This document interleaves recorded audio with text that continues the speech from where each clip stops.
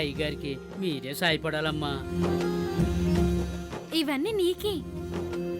తను ఇవ్వాలంటే సంవత్సరాలు పడతాయి. అందుకే నువ్వే తీసుకో.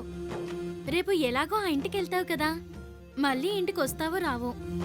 ఇప్పుడు ఈ బ్యాగ్లో సర్దుకో వదినా.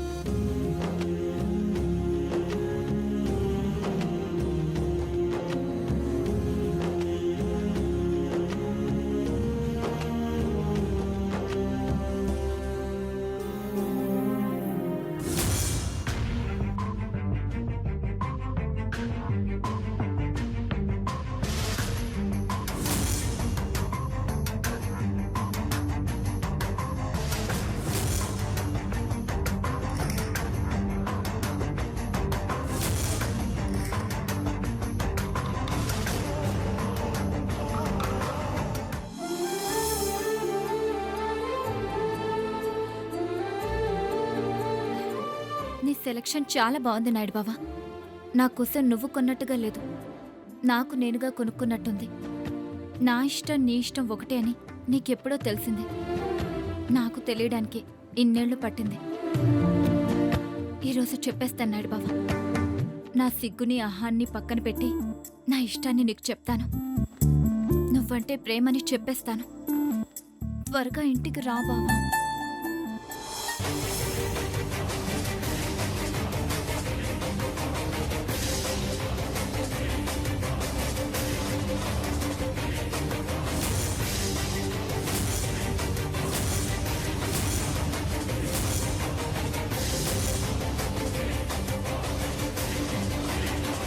వచ్చారా? రండి.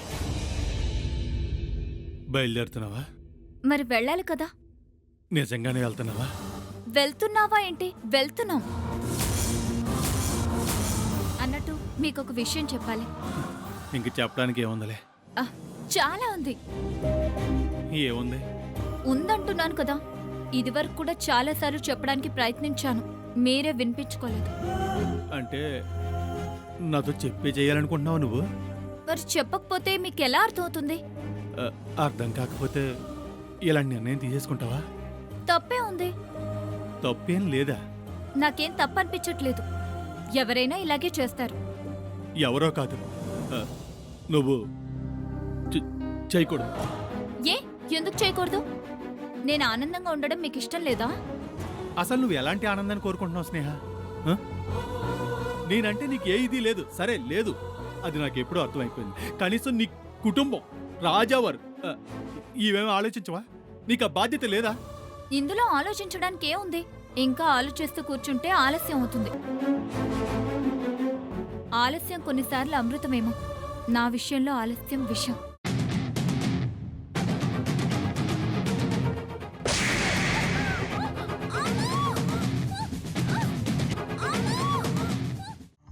స్నేహ విషయంలో నువ్వు పొరబడినట్టున్నావు బ్రో. స్నేహ నీకు చిన్నప్పటి నుంచి తెలుసు కదా.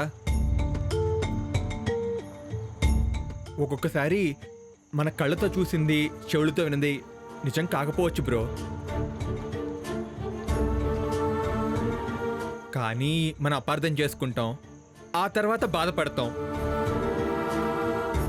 నీకు స్నేహకి మధ్య జరిగింది అలాంటి అపార్థమే బ్రో.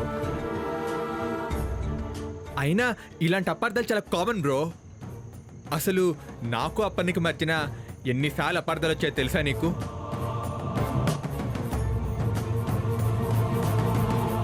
మా పెళ్ళైన తర్వాత నన్ను అప్పని ఎన్ని విషయాలు అపార్థం చేసుకుందో తెలుసా? అవన్నీ చెప్తే నువ్వు షాక్ అవుతావు. వాటితో కంపేర్ చేస్తే స్నేహ ఇష్యూ చాలా చిన్నది బ్రో. మీకు పెళ్ళే కాలేదు, అపార్థాలేంట్రా? నీకు అవన్నీ చెప్తాను. కూల్ డ్రింక్ తాగుతూ మాట్లాడుకుందాం.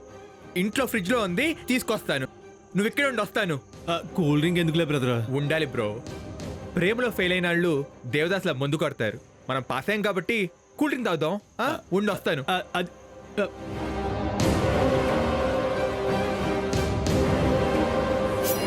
కూల్ డ్రింక్ తాగితే అపార్థాల పేరుతో అబద్ధాలు చెప్తావు. ఈ విస్కీ కలుపుకొని తాగితే పెళ్లి కాలేదని నిజం చెప్తాం. ఈరోజు నువ్వు book అయిపోయావురా.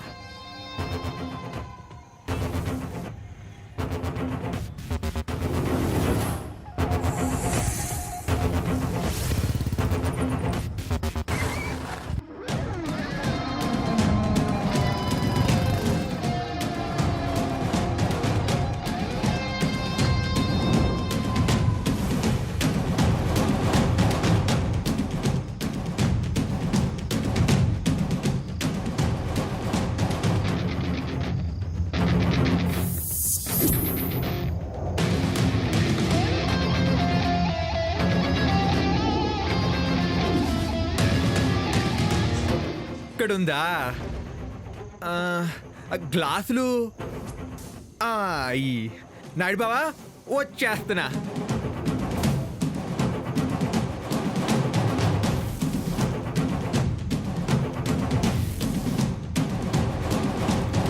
Cool drink party bro.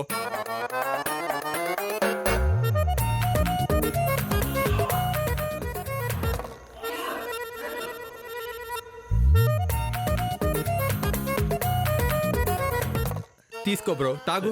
ఇప్పుడు ఎందుకు బ్రదరా? తాగు బ్రో, తీసుకో.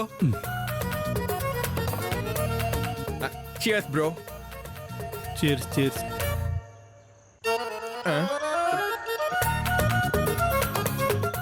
తాగు బ్రో, నేను చూడు ఎలా తాగుతున్నాను. తాగు.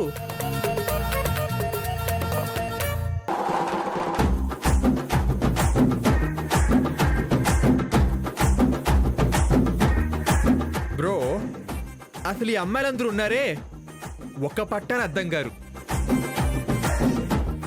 ఆ బ్రహ్మదేవుడు మంచి మూడ్లో ఉన్నప్పుడు అందమైన అమ్మాయిని సృష్టించినట్టే మూడీగా ఉన్నప్పుడు అప్పర్ లాంటి అమ్మాయిని సృష్టించుంటాడు.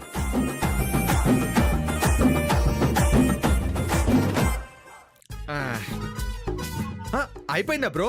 ఇటీ ఇంకొద్దు నాకు. కూల్ డ్రింకే కదా బ్రో. తాగు బ్రో.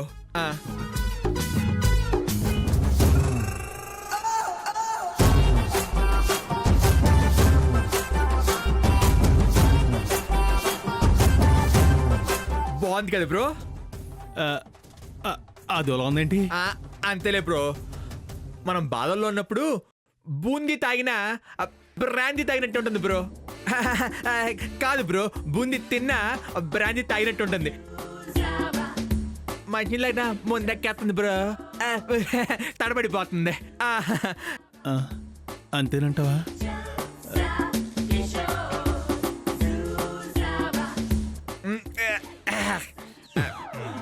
ఇదేం బ్రదర్ కొంచెం మొత్తం వస్తుంది, ఇందులో ఏమైనా కలిపావా? చెప్పాను కదా బ్రో. ఇంతకీ విషయం ఏంటంటే అపర్ణకి నేనంటే బోల్డ్ అంత ఇష్టం, కానీ ఇది పైకి చెప్పదు. కానీ నేను చెప్పిన స్నేహమే అర్థం చేసుకోదు. చేసుకోరు బ్రో. మనం ప్రేమించినంతగా వాళ్ళు మనని ప్రేమించడానికి వాళ్ళకి భయం. అందుకే బెట్టు చేస్తారు. మనం అంటే అస్సలు ప్రేమ లేనట్టు నటిస్తారు. కానీ నేనంటే స్నేహకి ప్రేమ లేదు బ్రదర్, నాకు తెలుసు. నేనంటే ప్రేమే కాదు, అసలు గౌరవం కూడా లేదు. తాళి కట్టే నన్ను విలువ కూడా లేదు నా మీద. అది అంత నీ భ్రమ బ్రో. తాళి కట్టకపోయినా గౌరవం ఉండదు బ్రో. కమాన్ కమాన్, చెప్పు చెప్పు.